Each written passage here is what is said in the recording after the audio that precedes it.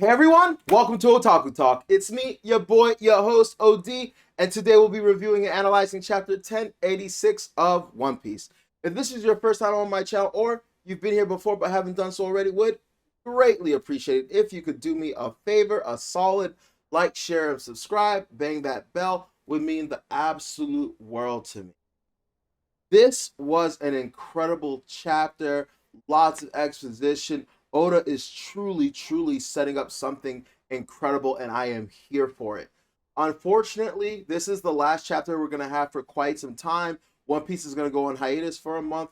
Turns out that Oda, just like me, has an astigmatism, and it's been causing him severe eye issues. Honestly, I find that to be really interesting because a couple of fans, namely one in particular, Nate Bestman, best guy ever, he's been complaining for quite some time about the art quality of One Piece. Honestly, it hasn't bothered me that much, but there have been some things where it has seemed Oda hasn't really like drawn to the best of his ability.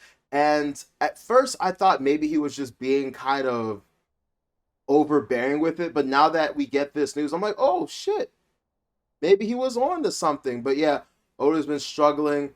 That's honestly really rough. Take all the time you need, Oda. You got this. I honestly thought the little end letter was the sweetest thing ever. Basically, he like asks for forgiveness or says, "Is it like okay with you guys?" And I was like, "Bro, fuck us. Take care of yourself, man." But that's the mangaka that we know and love. So yeah. Anyway, without much further ado, let's get into this review.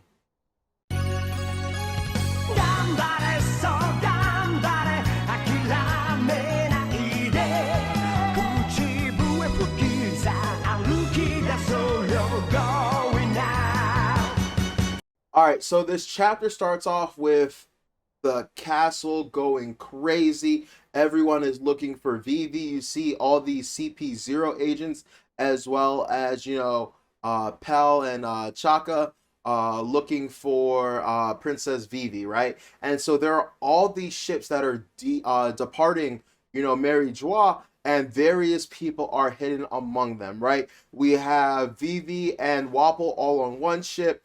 We have Sabo on another, and I believe we have Joribani on one other. There may be some other stowaways that we don't know about, but as of right now, those are the three. So Wapol is on a Denden Mushi with none other than Morgans, right? And basically he's arranging for, I don't want to say protection, but to rendezvous with Morgans to get spirited away to who knows where.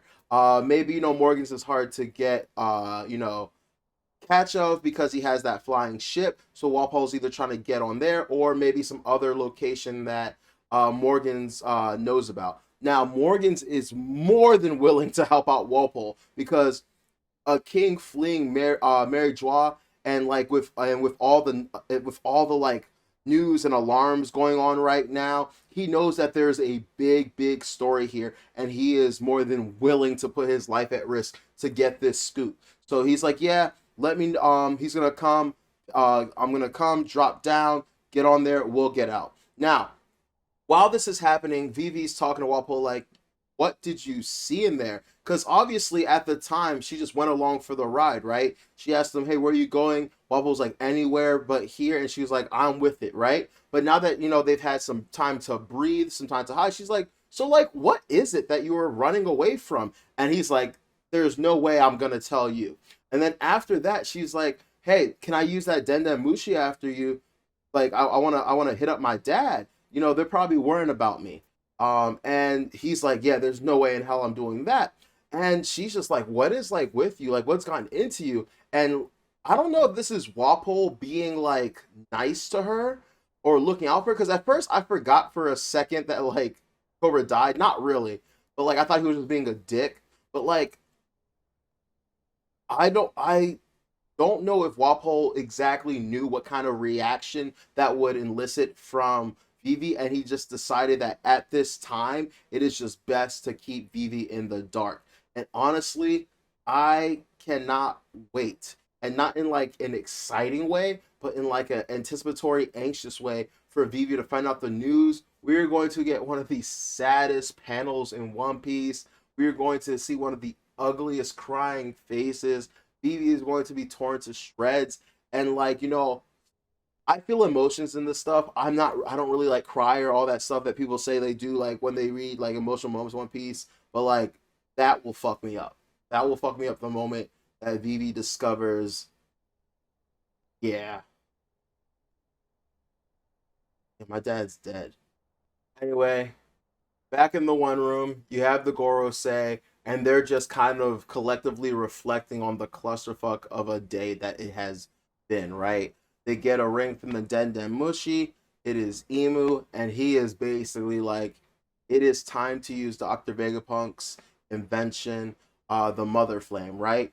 And the moment I heard that, and then they started talking about Leloucia and getting rid of Leloucia, I was like, okay, so the Mother Flame is either the name of whatever they used to destroy Leloucia, or the name of whatever powers, whatever it was used to destroy Leloucia. And at this point in time, because later on in the chapter, Ivankov talks about it, it seems like it is Pluton, right? I did speculate before that maybe it might be a Devil Fruit ability of Emu. I had this really cool idea that if she does have the Water Devil Fruit, or a mythical Zoan that does allow them to use water, what they might have done was use some kind of convex or concave? I think it's convex, some kind of convex lens to channel the power intensity of the sun and have it come down. However, it was more like a Hammer of Dawn kind of like laser explosion thing than like a slow gradual like eating. So I don't think that was the case. But anyway, it really does seem like it is some kind of weapon, if not Pluton itself, right? And if it is Pluton, that begs the question, okay, then what is on Wano, right? So maybe it's a situation where this is a copy of the original Pluton, and Vegapunk built this version, and we're either going to use the original Pluton to fight this new Pluton, or Franky is going to build his own to fight this new one, or Franky is going to use his expertise to repair the Pluton on Wano and use it to counteract this other Pluton. So there's a lot going up in the air. Another thing that I just thought of right now as I was editing was this might not even be Dr. Vegapunk's invention that we know of. This might actually be an invention of York. This might have been something that she might have been working on in the background or without the other Vegapunk. Just a thought. But the fact that they say Mother Flame was really, really intriguing to me for two reasons. One, when we were on Wano and they were asking how everything was powered, Lilith basically says you could say it runs on fire. I believe she said fire or something to that effect, right? And I immediately, thought of a handful of things. I thought, okay, maybe they're using like Lunarian slave labor or something weird like that. Maybe she's just purely describing electricity, but in a manner that like others will understand. Because something very interesting about the One Piece world is we've rarely seen anything powered. Not rarely. I don't think we've ever seen anything powered by electricity, right? So that's a really interesting thing. But for me, what I truly, truly think it is, the Mother Flame is the sun. So whether this is some form of nuclear fission, nuclear fusion, and that they've been able to harness and utilize to power devices and stuff, I think that the Mother Flame, because the story of like where does fire come from, what's the first source of heat, light, it's the sun, right? And Joy Boy is the sun god. There's a lot of sun motifs going around, so very, very, very interested and curious about that. Also the fact that Joy Boy is the sun god, but his whole thing is about stretching and stuff like that. I was wondering where the heat aspect comes in. We have Ace's fruit, and I was thinking, is there some kind of correlation, collaboration there, or like what exactly is going on? We do know Luffy can use Red Hawk and Red Rock and all those abilities with fire, but we never quite understood why he was able to do that. Now that we know the real identity of the Devil Fruit that he has, it kind of is safe to assume that it co-aligns with like aspects of the Devil Fruit that is just the most free Devil Fruit. So maybe Luffy can use every ability of every Devil Fruit like in some way, shape, or form. Who the hell knows? But it definitely leaves, your mind's door open to just, speculating and guessing and throwing things out there, throwing shit at the wall and seeing what sticks. Now we get a massive, massive reveal, and we get all the names of the Gorosei, or the five elder stars, if you will, or elder planets. So we have Saint J. Garcia Saturn. We already knew him, but we get a little bit more information. We found out that he is the defense science warrior god, right? Then we, and which makes a lot of sense because he is the one that was sent to Wano. So maybe he has some kind of advanced technical understanding of, technology and science and how things work, and that's why he was the one in particular who was sent not only to dispatch of Vegapunk, maybe to learn things and learn whatever he can out of Vegapunk, but also to utilize what the other inventions and items that Vegapunk has. He's going to take over. He's going to commandeer, maybe do his own experiments and stuff like that. So who knows? So then we have the next one, the one with the giant beard, and his name is Saint Marcus Mars, right? He's the environmental warrior god. So we got Saturn, then we got Mars. Now, next up, we have the dude with the bald head and the giant mustache. Looks like Dr. Eggman. Um, he is Saint Topman Valkyrie, right? And apparently, you can assume that's Mercury. So the names start to get a little bit disjointed at this point, but he's the Justice Warrior God. So that is really, really interesting there. Next, we have the one dude that looks like Samurai Gandhi, and that is Saint Ethan Baron V. Nusjuro. So you hear that V Nusjuro. So I guess Venus, right? And then after that, you have the youngest looking Gorosei member, and he is Saint Shepherd Jupiter, right? So we have all our planets. So basically, the theories and guesses about that have been right the entire time. What the significance behind their names are, how they were selected, were they born, are they actual like people? We still haven't found anything about that, right? Meanwhile, we go back and we see Akainu, right? And they have deployed the Seraphim in order to find Crocodile and I guess the rest of Cross Guild, right?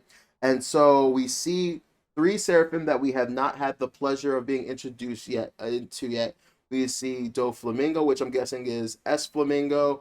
We see the Gecko Moria Seraphim, which you can probably guess is either S Gecko or S Bat. So I wonder which naming scheme they'll go with that.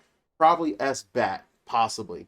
And then finally, honestly, I'm not gonna lie to you, I kind of for a split second thought that it was the Mihawk Seraphim, and I was like, wait, the Mihawk Seraphim is all the way in Wano, but no, this is the Crocodile Seraphim. Something really, really interesting about the Crocodile Seraphim is the Crocodile Seraphim still has the scars, that Crocodile has, and that's so weird to me because it's like I know you're a clone, but like clones are like kind of reborn, like aged up versions of the original. So how do you have like a flesh wound from the original? So like I don't know if this is just an aesthetics thing to keep the Seraphim looking more close to the person that they're cloned from, or if this is going to be something really, really important to the overall plot and applications of the Seraphim themselves.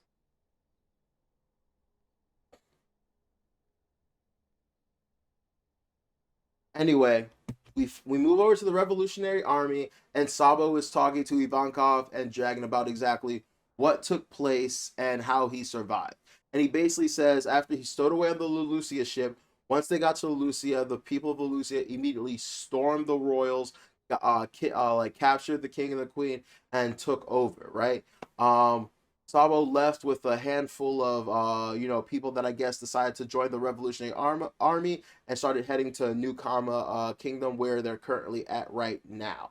Um, he also talks about the fact that once he found out news that he was accused of killing Crocodile, he immediately kind of wants to be like, yo, chill, that wasn't me. But he saw just how much it fanned the flames of revolution in them, even more so than someone that has like a devil fruit that has that ability, Bello Betty, and he just couldn't bring himself to, tell them the truth because it was beneficial to them.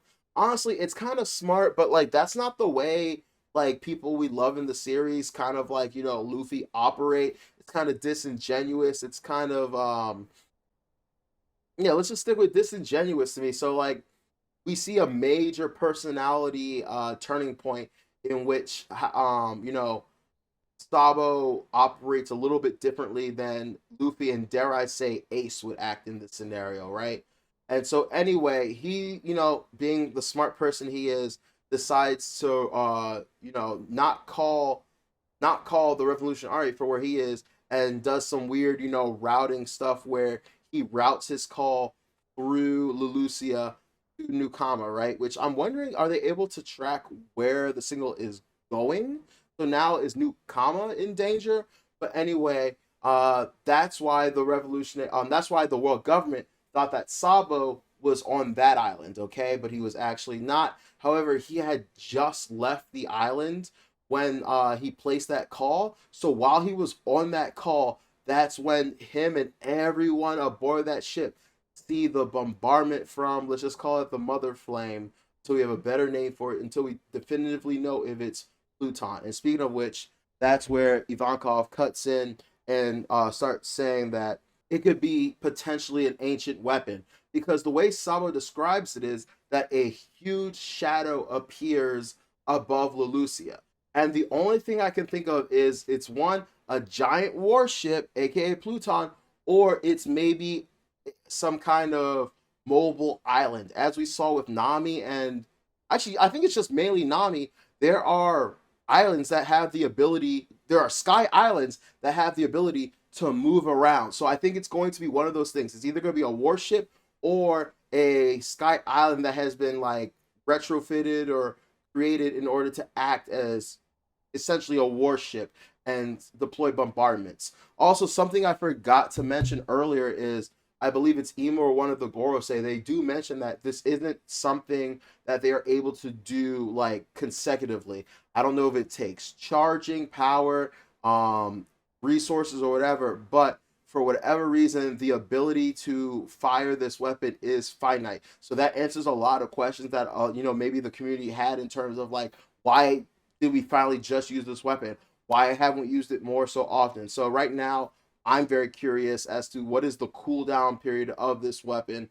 Is it going to be a matter of hours, days, weeks, months, possibly years? And that's why we haven't gotten any utilization out of this weapon in quite some time. Now, this wouldn't be an incredible chapter of One Piece unless Oda did something tremendous and dropped a huge bombshell on us at the very end of the chapter. And at the end of the chapter, we meet the commander of the God's Knights himself, and a current judge, and that is Figurland. What is his name? Figurland Garling, right? And this dude, honestly, he looks pretty massive. I don't know what his scale actually is, but he looks massive. He has this really big sword with this interesting hilt and hilt guard. And the most interesting aspect of him is he has facial hair that makes his face resemble that of a half moon. So once again, we have throughout this entire series lots of sun motifs, lots of moon motifs, and you know, lots of planet motifs, and so much going on. So I'm exceptionally curious as to what the relevance of the sun, moon, and all this stuff is. Also, what is Shanks' relationship to this guy? Because we found out thanks to Film Red that Shanks is a member of the Figureland family. He was found originally in a treasure chest on a wine island or something, like I believe a week before the God's Valley incident, I believe. Correct me if I'm wrong in the comments. But so I have a lot of theories, I have a lot of speculation. Clearly, the one person we saw in the silhouette isn't Figurland Garling, so it could potentially be the son of Figurland Garling or someone else from that family. My theory is I don't think it's his twin. I don't think it's a clone. Well, it could be a clone. Definitely could be a clone. Actually, might be a clone. Um, and a lot of I read and watch a lot of like sci-fi stuff, a lot of fantasy stuff, and you know, for those of you that know like Superman, one really cool thing about Superman is the Kryptonians don't really have natural births anymore, and that's something that makes Superman so unique in his world. Is he's truly the last born son of Krypton, because they did a lot of gene experimentation and stuff like that, and so they were born like scientifically. He was the last child born of love through aka sex, and then his mom giving actual birth to him. So I think that in a society where we are gods and stuff like that, I feel like having children the regular way is too mundane. Why would you do that when you could potentially breed either clones of yourself, which is kind of a way in and of itself of prolonging your life, because it's not truly your life, but it's a way of carrying on your lineage. Exactly. We know about lineage factor, we know about inherited will and stuff like that. So if you're able to make a clone of yourself that inherits your own will, then that's kind of a life loophole for you, right? So maybe possibly that one of the people that are in God's Knights are either a clone of this dude, or maybe simpler, his son. And instead of it being something crazy like Shank's twin, maybe it is, maybe it's not. I personally am not a fan of it. I would be a lot more receptive to it simply being Shanks's brother, either older or younger.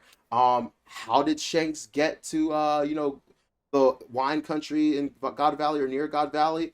Any matter of stuff. Maybe there was a coup. Maybe someone was trying to harm, blackmail, cripple the Figurelands or the Celestial Dragons. Period, and they kidnapped Shanks.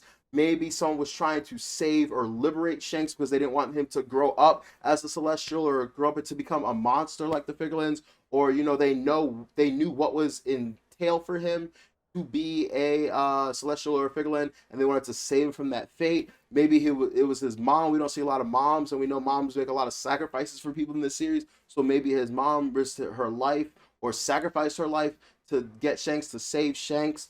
Maybe it was a matter of Shanks wasn't perfect. Maybe he was flawed, right? Because one of the things that Figurland Garling says is he has sentenced, I believe, Charles Mjosgard to death, right? Charlos Mjosgard to death, right? And he says those that defend scum are lower than scum themselves. And so maybe it's kind of one of those I cannot for the life of me think of the word right now, but when you euthanize, because kind of like how Spartans did, where like if you were weak you got culled. Maybe there was something wrong with Shanks. Maybe he was the runt of the litter. Maybe he didn't express hockey at his early age. Maybe it was like a Goku situation where he looked weak at birth, but later on it didn't really bloom. Who knows? There's so much speculation to be had, but all that remains, in my opinion, is I just cannot wait to find out what the fuck is going on. There is a reason Oda dropped this massive chunk of information, and there's a reason he did it back to back to back and spread it out and just slowly sprinkled it out. It's because something massive is happening. Something massive is happening, and literally, this is probably the last chapter. I've just because of the hiatus and the editor giving him permission to or at least advising him, okay, now is the time to do it. Now that we have this whole plot point, this whole storyline out of the way, now we can return to Egghead Island, and we are going to see and witness all manner of shit, and we are going to be blown away, and we are just going to get hit after hit after hit. Once again, I've said it so many times in so many reviews. What a time to be a One Piece. The only thing I have to say is, I wonder if Nilsgaard is actually going to die here, or that there is going to be someone in some way, shape, or form that is going to be able to rescue him. Honestly, I can't see it happening. I don't see a impel down type of situation. Who is going to be able to get to Mary Joie to save him? The only reason the Revolutionary Army was able to get there in the first place was because they took advantage of the Reverie, one of the most susceptible times for this. Also, I forgot to mention earlier, Mary Joie is still suffering from the blockade, right? The siege happening. So there's not a lot of food going through. So maybe in some way, shape, or form, Yozgar will be some kind of critical pawn, and that might save his life. I can't wait to see it because I just do not see Oda letting Yozgard go out like that. Like the homies, the fans, everyone loves him, so I think Oda has something much more in store for him.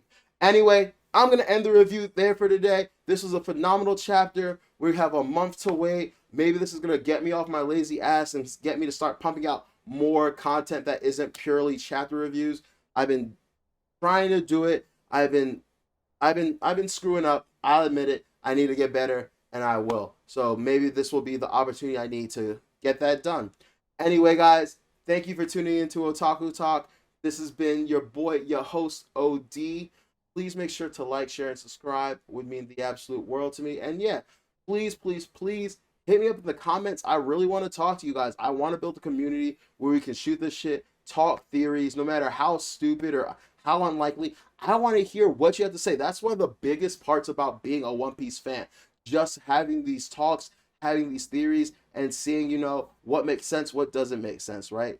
So, yeah, leave me a comment. Let me know what you think about the five planet reveal. Let me know what you think the significance of the significance of them being named after planets is. Let me know what you think the significance of Figureland Garling. He also was the king of God Valley. So I'm wondering, like, what was that about? What was his rank? Obviously, he's not a celestial, but he holds great power. So what exactly happened at God's Valley? What was God's Valley? Was it the original home of the Celestials? No, because that was Mary Joie. So lots and lots of shit. So hit me in those comments. And if I forgot something in this chapter, if there's something I completely overlooked, if there was some clue Oda gave us and I just didn't mention it, let me know, because I'm trying to find that out too. A big theory going on right now is that Imu is Earth or Verth in this case. And so, like, there is just so much to think about, discuss, and talk about. So anyway, I already said bye. I'm saying bye again. But thank you guys for tuning into Otaku Talk.